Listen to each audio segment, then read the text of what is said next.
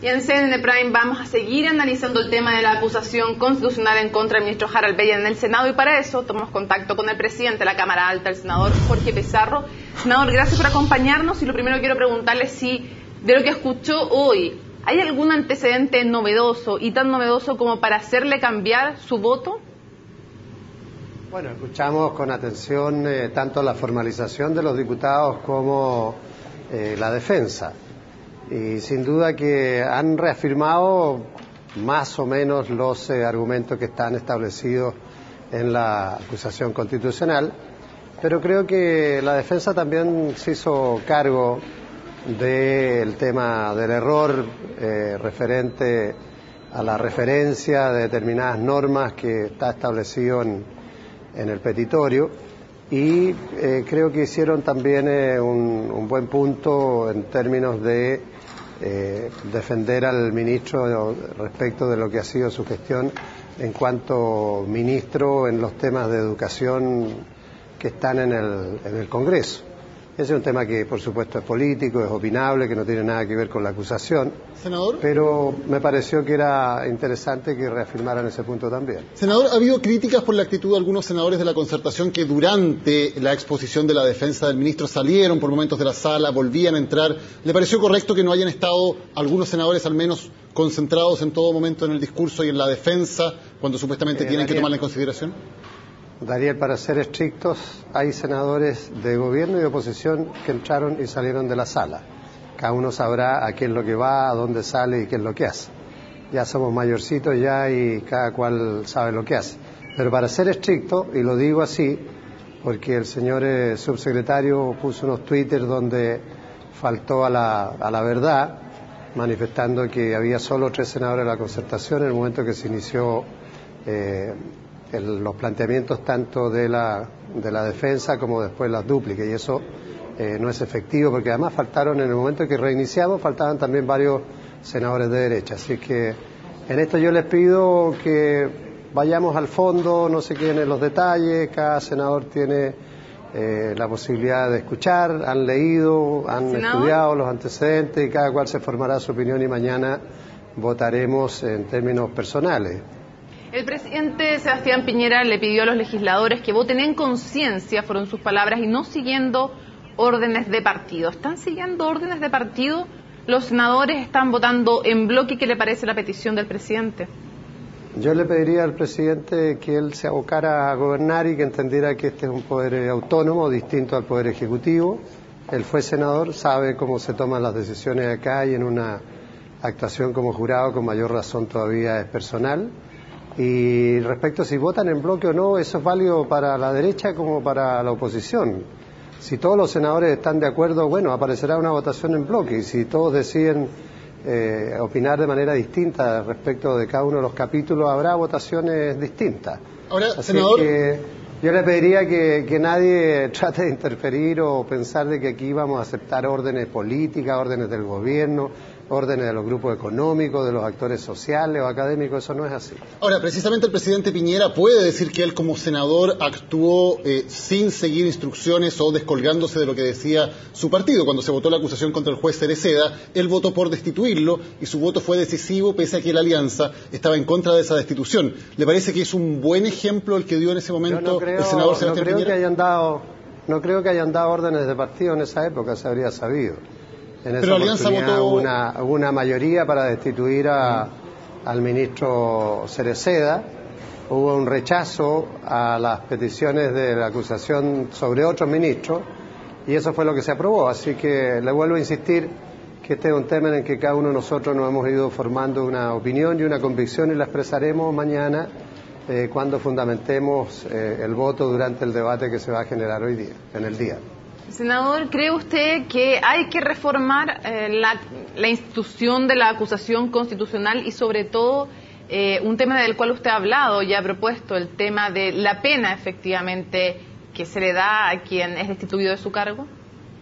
Así es. Nosotros con el senador Núñez presentamos una reforma constitucional para terminar con el tema de las inhabilidades por 5 años, que es una sanción absolutamente desproporcionada. Esa sanción se impuso en la Constitución del 80 de Pinochet y se impuso guardando ninguna lógica, solo pensando en que en la década de los 70, al principio, se usó y se abusó del tema de la acusación constitucional y seguramente la Junta Militar pensó que era razonable tener una inhabilidad de 5 años. A mí me parece francamente una aberración.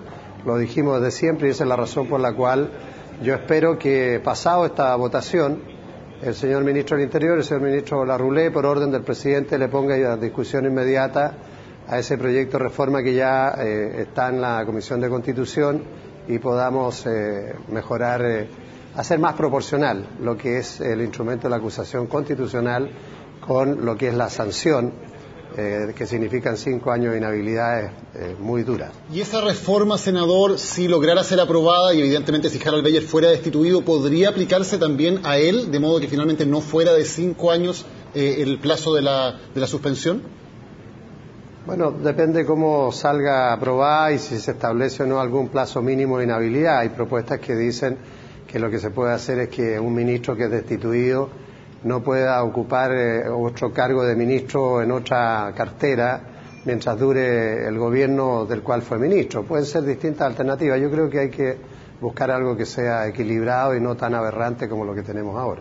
Y si es aberrante y desproporcionado, ¿la pena debiera ser un tema a considerar al momento de votar a favor o en contra, el hecho de saber que se le va a imponer a alguien una pena desproporcionada? Yo me imagino que cada senador va a estimar si hay o no lugar a la acusación que está haciendo la Cámara en términos de falta de la probidad, del no cumplimiento de las leyes, y eso es lo que tenemos que evaluar, independiente de las penas accesorias, porque esas existen y nosotros no las podemos modificar. Salvo que, insisto, el propio gobierno tome la iniciativa, le ponga a discusión inmediata y tengamos un acuerdo político, porque una reforma constitucional que permita aprobarlo. Yo le quiero decir que en la comisión, cuando se planteó y se discutió esta reforma, la derecha votó en contra. Senador, le quería preguntar brevemente por otro tema. El Congreso despachó las reformas a la ley de primarias y el gobierno acaba de ingresar un veto para el tema de la franja electoral en televisión. ¿Qué le parece que el gobierno haya decidido vetar esa iniciativa que ya había sido aprobada por el Congreso, específicamente en el tema de la franja? En la reunión que tuve con el presidente de la República ayer me informó del veto, pero me dijo que vetaba para poder enviar un proyecto de ley que corrija alguna de, llamémoslo así, las discordancias que existían entre la aprobación que hicimos de la franja para las primarias con las leyes electorales. Por ejemplo, con lo que nosotros aprobamos, se permitiría hacer franja electoral hasta el día, casi hasta el día mismo de la elección. Y eso va en contra de la norma electoral que prohíbe hacer publicidad en las últimas 48 horas antes de la elección. Entonces, lo que se busca es el veto supresivo, con el cual yo no voy a estar de acuerdo, pero lo que se busca es simultáneamente un proyecto de ley que sí establezca una franja más acotada y que sea equilibrada y no signifique una lesión a los canales de televisión abierta que entienden que ellos están cediendo gratuitamente un espacio altamente apreciado, como son los horarios prime, donde obviamente esos espacios tienen un valor. ¿Y cómo se entiende que haya salido mal entonces el proyecto, una ley que ni siquiera se estrena y no por un tema de fondo, sino por un tema de, tal vez, de redacción? ¿Quedó malo el proyecto en definitiva y cómo se entiende eso? Lo que pasa, Mónica, es que dentro del proceso legislativo se pueden presentar indicaciones renovadas, ¿sí? Solo las que de una u otra forma han sido discutidas en la comisión. Y eso fue lo que hizo el senador Gómez con una indicación que cuando los senadores votaron sabían que era imperfecta, pero se buscaba la señal de que sí era conveniente tener una franja mínima para las primarias como una forma de ayudar a la participación ciudadana.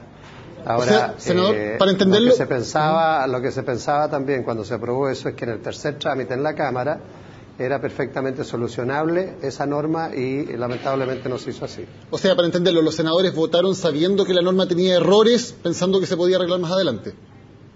Evidentemente. Perfecto. Senador, y una cosa muy breve de la contingencia que tiene que ver también con la labor legislativa. Ha planteado Michelle Bachelet la necesidad de una nueva constitución. ¿Cree usted que puede haber una nueva constitución sin asamblea constituyente? ¿Sería válido igual el proceso? O sea, todos hemos planteado la necesidad de hacer cambios constitucionales para fortalecer nuestro sistema democrático. y eso pasa por un fortalecimiento de la descentralización del país, por la modificación del sistema electoral, por modificar la ley de partidos. Así es, por eso le estoy diciendo los temas que debe contener una agenda que signifique una reforma constitucional importante.